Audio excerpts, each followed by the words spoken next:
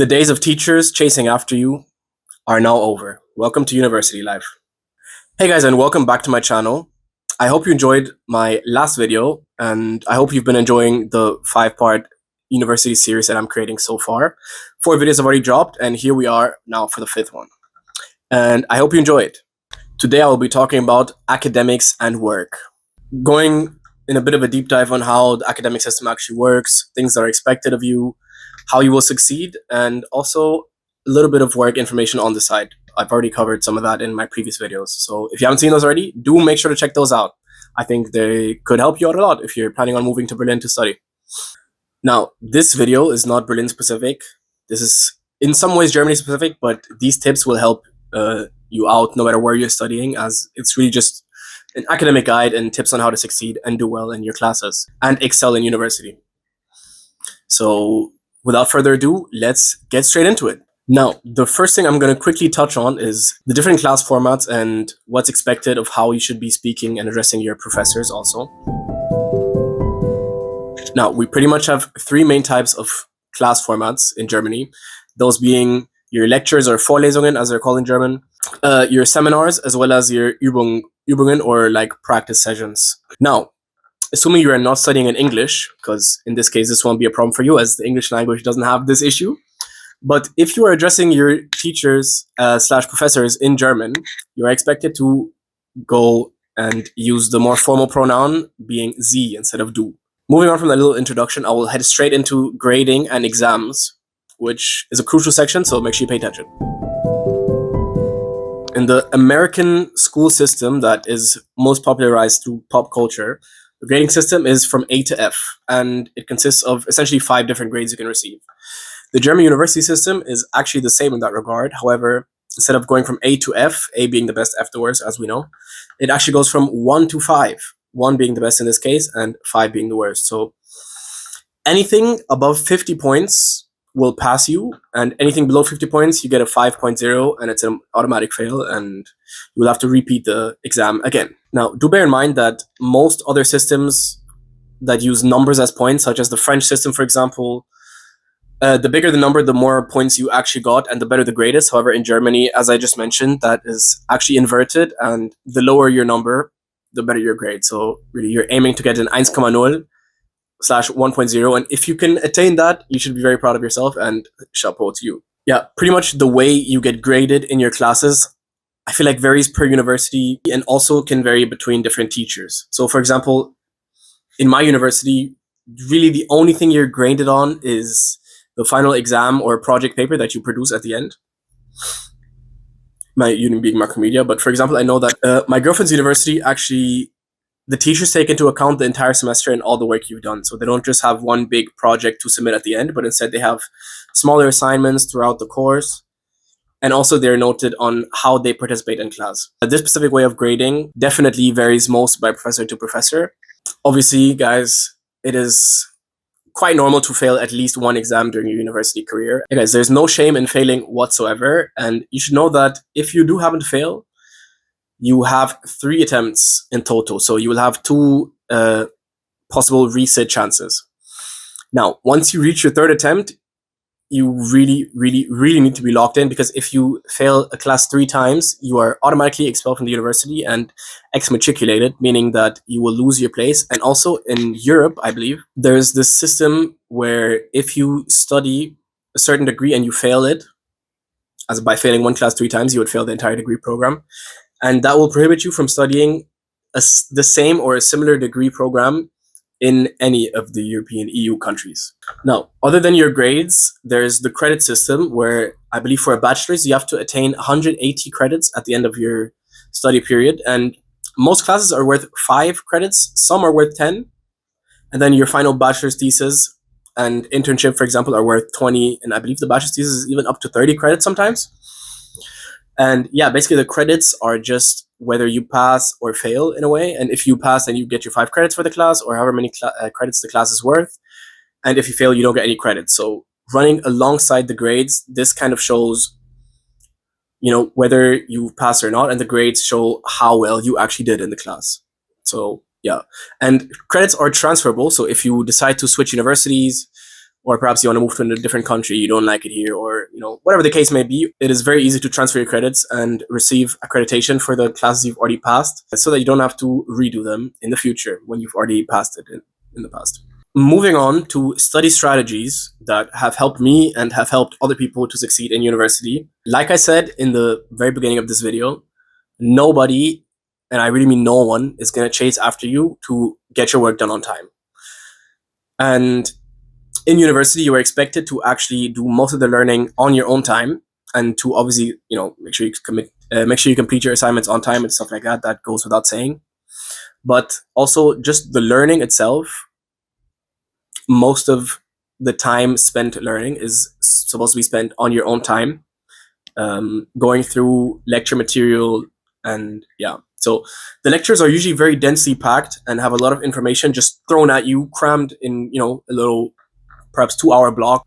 It's hella information crammed into this, little window, and it's obviously going to be hard for your brain to pick up everything, meaning that after class, you should go back and look through your notes and look through what you learned and did during the day, so you can strengthen this information and really synthesize it and familiarize yourself with it. It is quite important, and I will suggest you to make some sort of calendar, as it just helps stay on track and helps keep organized and stay on top of things.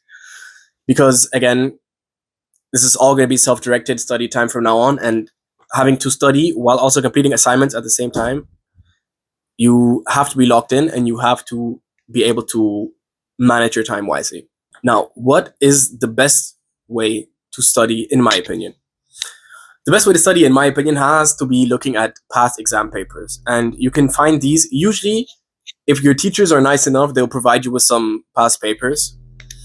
If they don't provide you automatically, take the chance and ask them, because they might just have forgotten or might not, have thought about this in the moment. So ask them for past papers, as they will prepare you for the exact type of questions you're probably going to be looking at on your exams as well. Another thing you might be asking is, how do you stay motivated and stay on top of your things, especially during this stressful times of the exam period, or Klausurenphase in German? Now, guys, I'm going to give you a quick warning, and I'm speaking from experience here, as I've done this mistake plenty and way too many times in my student career. But do not leave all your assignments for the last minute, because you might think to yourself, yeah, I can do this in 1 day, I can do this in 2 days, and you might be able to. However, it will just be such a miserable time, and you will 100% regret it and think to yourself, damn, I wish I did this earlier. I wish I had already started on this. So yeah, make sure to pace yourself during the semester, and make sure you start on your assignments as early as possible. And, even if you just work for 30 minutes a day, you would probably finish your final assignment by the time the exam phase is even reached, so that you can have all your project works done and just focus on studying for your exams that, you have to take on a specific day at a specific time. You get the drill. Another suggestion I actually have for you is to use your semester break wisely, and perhaps look for some sort of internship or something you can do to get your work experience up, as I personally believe that in recent years, work experience has become a lot more important, and can sometimes even trump your university degrees. So make sure you stay on top of that, and make sure you are aware of this fact and you get enough work experience. So don't necessarily treat your semester break like a complete free vacation, but instead try to do something useful and prepare for the career you are going to embark on once you're done with this studying. Now, I will quickly touch on working as a student and what that entails and what you might expect there, and also the different options that you have. There's a high chance that as a student, you're going to need money. And where do you get this money? From a job, correct? Yes. Bravo. So basically, the working experience for students usually goes down 2 different paths. One of them being down the Minijob route, and the other being down the Werkstudent, or student job, I guess, route.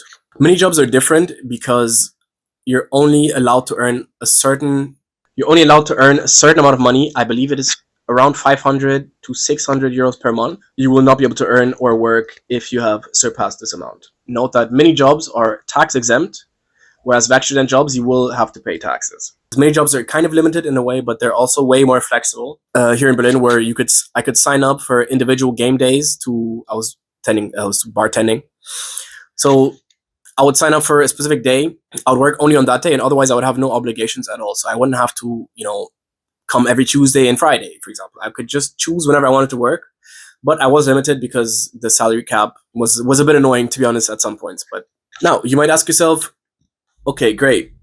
I know I'm supposed to find a job. I know I'm supposed to find a mini job, a Werkstudent job. Where do I actually find this? Now, me personally, I have found most of my jobs and internships, etc., online on LinkedIn. However, I do believe that the best way, the meta, if you will, for finding a job has changed in the recent years. And I feel like now it is going to be easier to actually find jobs in person because nobody is doing this anymore. So if you come with an application in hand, you go and you drop it off somewhere. They might, first of all, even invite you in for an immediate interview. Or they're going to be very impressed because no one has the guts to do that anymore. And everyone is just applying online where it is just so fast to reject an application. Most application officers actually don't even read your entire application. They literally just skim through it. If they like what they see, immediately they're like, great, next round. If not, straight in the trash bin. So yeah, don't underestimate finding jobs in real life. It's probably the best way to find a job in 2026 in Berlin, in my opinion. Now, other than LinkedIn, there's plenty of platforms online such as Stepstone, I don't know, Indeed, and yeah, just do a quick Google search. You will find plenty of different platforms.